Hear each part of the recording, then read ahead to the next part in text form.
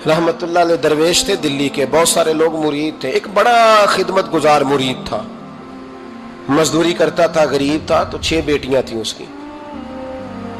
हजरत साहब के पास रोज आके कहता, हुजूर बच्चियों के लिए दुआ करें, अल्लाह कोई असबाब पैदा कर दे। एक बच्ची की शादी का खर्चा 1000 दिनार है और मैं गरीब हूं। हजरत साहब दुआ कर देते। खानका शरीफ के थोड़े ही फासले पर, हजरत जहां बैठ के मुरीदों की तरबियत करते थे, उससे थोड़ा ही फासले पर ना एक ईसाई रहता था, बड़ा मालदार था, बड़ी सारे ऊंट, गायें, भेड़, बकरियां रखी हुई थी और हजरत शरफुद्दीन रहमतुल्लाह अलैह की बड़ी मुखालफत करता था। और ये जो आपका गरीब मुरीद था, ये उसका पड़ोसी था। एक दिन बुला के ना उनको कहने लगा कि तू किधर जाके जो है वो टकरे मार रहा है, वहां से कुछ नहीं मिलने वाला। वो तुझे क्या देंगे जिनकी खानका खुद चंदे पे चलती है, मदरसा चंदे पे चलता है, मस्जिद चंदे पे चलती है, तेरी बेटी का मामला कहां हल होगा? तो उस दरवेश ने कहा कि तू मेरे पीर को नहीं जानता, तू अजय मेरा महबूब नहीं डिठा, तो पता नहीं ना, तू इस रास्ते का मुसाफिर नहीं, तू नहीं जानता। उनका बस चले ना तो वो हर कीमत में मेरी बेटियों की शादी करा दे।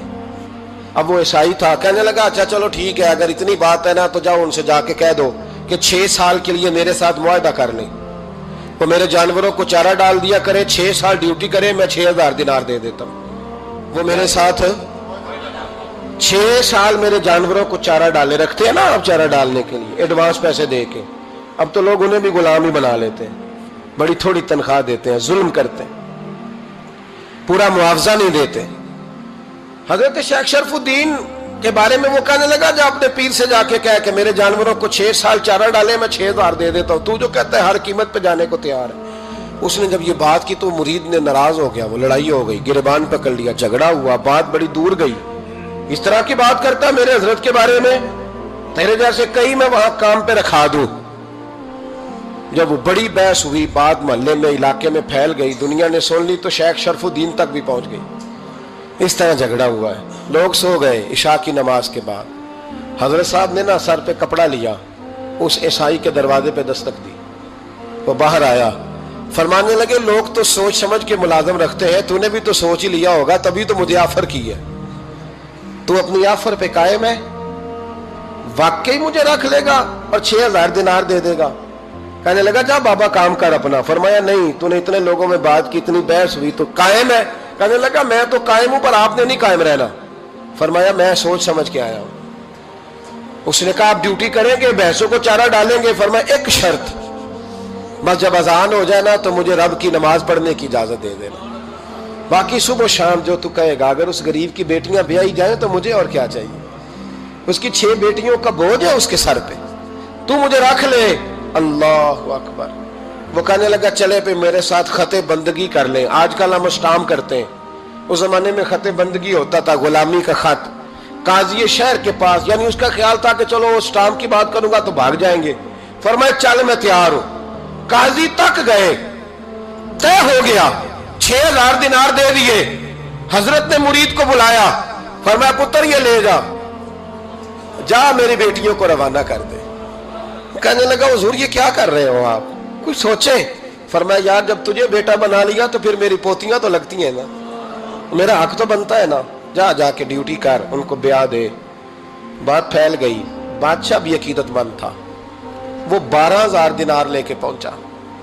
क्या बताऊं इन रब के बंदों का दिल कैसा होता है, क्या दर्द होता है, क्या रंग। 12000 दिनार लेके बादशाह आया और आके हजरत को पेश किए, का हुजूर आप दें इस ईसाई को डबल दें और जाए काम करें।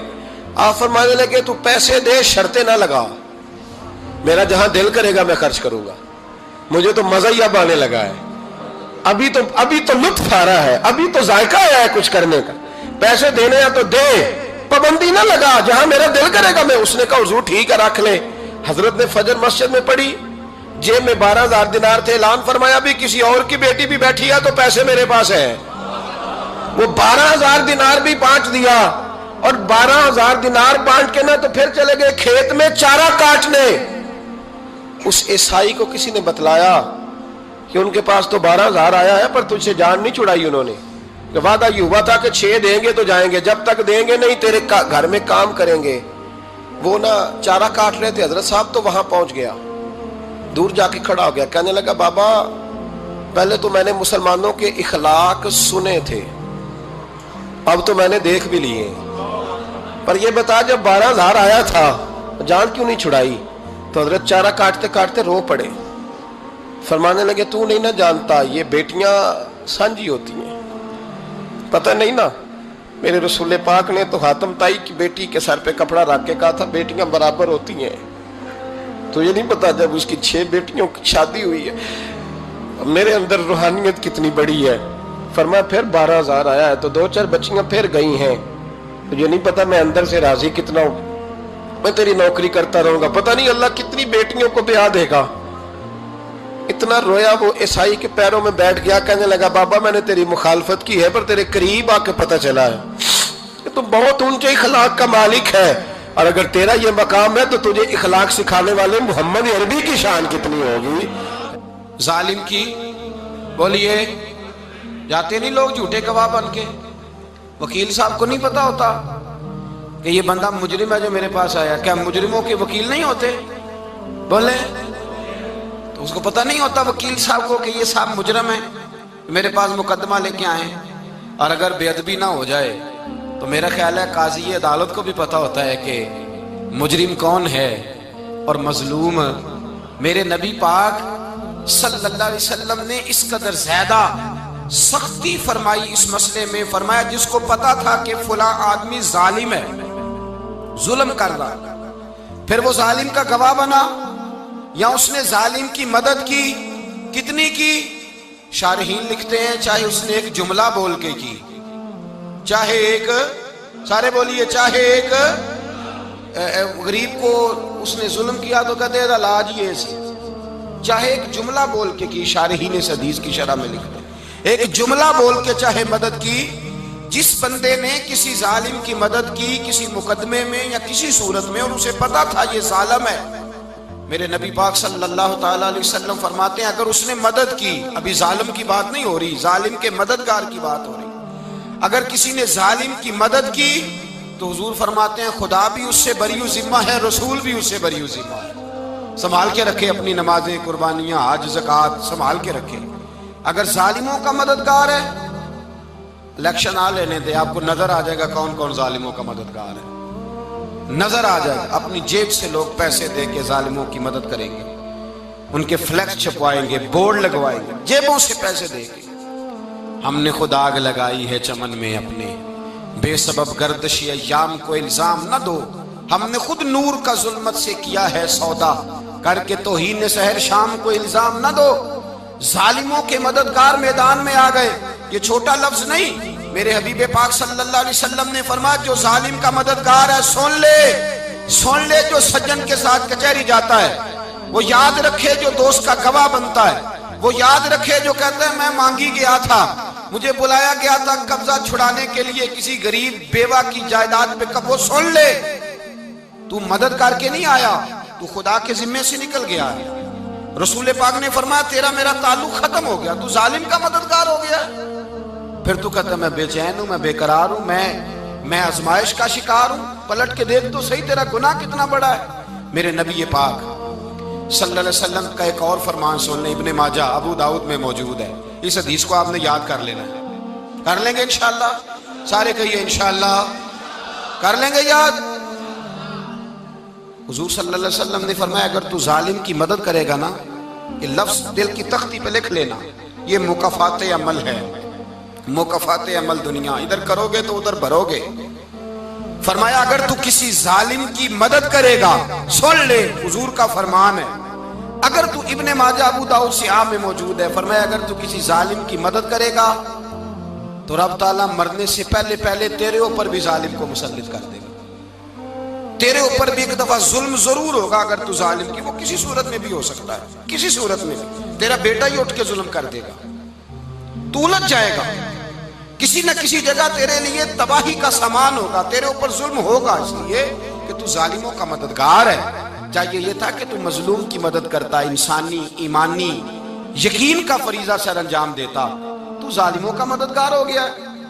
ٹٹول کے دیکھ لیں، رزلٹ نکال کے دیکھ لیں، ہمارے زمانے میں ظالموں کے مددگار زیادہ ہیں، اتنی لمبی زبانیں نکال کے ظالموں کی مدد کرتے ہیں، بڑے بڑے کالم نویس اللہ نے انہیں قدرت دی لکھنے کی، تو اپنا قلم ظالموں کی مدد میں خرچ کرتے ہیں۔ وہ لوگ جن کو اللہ تبارک و تعالیٰ نے قدرت دی، ہمت دی، طاقت دی، کچھ لوگ ان کے حلقہ احباب میں، وہ اپنے لوگوں کو استعمال کر کے ظالموں کی مدد کرتے ہیں، ظالموں کی مدد کرتے ہیں۔ میرے نبی کریم سید عالم نور مجسم صلی اللہ علیہ وسلم نے فرمایا اگر تو نے ظالم کی مدد کی تو جب تک تو توبہ نہیں کرے گا رب تجھ سے ناراض ہی رہے گا۔ اللہ تجھ سے، او بھائی جس سے رب بھی ناراض ہو گیا، نہ کھانا نہ پینا نہ سونا نہ جاگنا نہ نیند، پھر تیری ہر چیز تیرے لیے آزمائش ہو جائے گی، پھر تیرا سایہ بھی تیرے لیے خوف کا سامان بنے گا، پھر زندگی جیتی جاگتی لاش بن جائے گی، تو اپنے کندھوں پر اپنی میت اٹھائے پھرے گا جب تو ظالم کا مددگار ہوگا۔ اور نبی پاک صلی اللہ علیہ وسلم نے فرمایا ظالموں کا مددگار بھی ظالم ہوتا ہے، ظالموں کا مددگار بھی، سارے بولے ظالموں کا مددگار بھی نہیں، کو نہیں، آپ سارے نہیں بول، ایک دفعہ بولے ظالموں کا مددگار بھی، پکی بات ہے، ظالموں کا مددگار بھی۔ اللہ اکبر، جس کا یارانہ ہو، جس کا دوستانہ ہو، جو کہے میں نے نا اس کو اوکھے ویلے کے لیے ظالم کو یاد رکھا ہوا ہے۔ کبھی مشکل میں رکھے نہیں ہوئے لوگوں نے ظالم دوست، کہتے میں نے رکھے ہوئے ہیں، بلکہ ہمارے دیہات میں تو کہتے ہیں میں نے بازو بنائے ہوئے ہیں۔ کس کو بازو بنا لیا؟ ظالم بھی کبھی بازو ہوتا ہے، جو ظلم کی تلوار لیے میدان میں کھڑا ہے۔ قارون، حامان، فرعون، نمرود کا حال نہیں لوگوں نے دیکھا؟ اپنے زمانے میں آپ نے کتنے لوگ نہیں دیکھے جن کے سائے سے، آواز سے لوگ کانپتے تھے؟ پھر پولیس کی گاڑیوں میں وہ اس طرح مردہ پڑے کہ دنیا نے تماشا دیکھا ان کا۔ یہ رنگ ہم نے دیکھے نہیں اپنے آنکھوں سے۔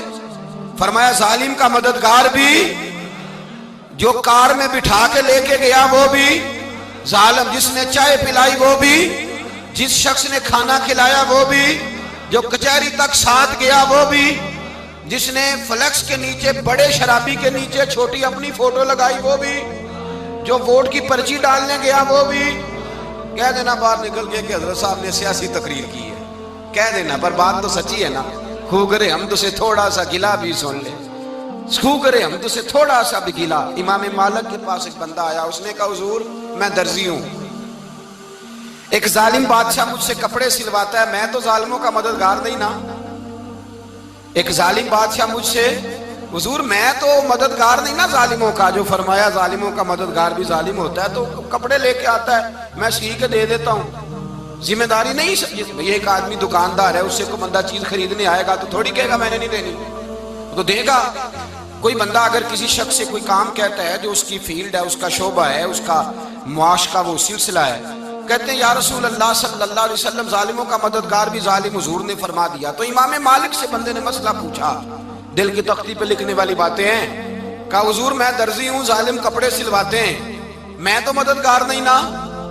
امام صاحب کہنے لگے نہیں، مددگار تو وہ ہوگا جو تجھے سوئی دھاگا فراہم کرے گا، تو پورے کپڑے سی کے دیتا ہے، تو خود بہت بڑا ظالم ہے، تو پورے سوٹ سی کے دیتا ہے، تو بہت بڑا ظالم خود ہے۔ مددگار تو وہ ہوگا جو تجھے دھاگا دے گا، جو تجھے بٹن دے گا، جو تجھے نلکی دے گا۔ جو ظالم سے اتنی نفرت، ظلم کر کے بندہ آئے، یہاں تو ہمارے زمانے میں ہیرو بن جاتے ہیں لوگ، ظالم ہیرو ہے، لوگ اس سے ڈرتے پھرتے ہیں، گھومتے پھرتے ہیں، اور بہت سارے کم مزاج لوگ اس کے پیچھے ہاتھ باندھ کے پھرتے ہیں۔ ظالموں کی مدد کرنا، ظالموں کے ساتھ رہنا، یہ ظلم ہے، ظلم، یہ زیادتی ہے۔ میرے نبی پاک صلی اللہ تعالی علیہ وآلہ وسلم نے ارشاد فرمایا یاد رکھو، رب فرماتا ہے میں مظلوم کی مدد ضرور کروں گا، چاہے جلدی کروں چاہے دیر سے کروں، میں مظلوم کی مدد۔ اور حضور صلی اللہ علیہ وسلم نے فرمایا ہے، حضرت معاذ بن جبل کہتے ہیں حضور نے مجھے یمن کا گورنر بنایا، جب میں جانے لگا نا تو حضور نے بڑی نصیحتیں کی، بخاری میں موجود ہے، فرماتے ہیں جب میں پلٹنے لگا تو میرے رسول نے فرمایا معاذ ایک منٹ ٹھہر جا، ایک بات میری یاد رکھنا، اس کو نہ بھولنا۔ کہا حضور کیا؟ فرمایا دیکھنا کسی پہ ظلم نہ کر بیٹھنا، کہیں تجھ سے زیادتی نہ ہو جائے۔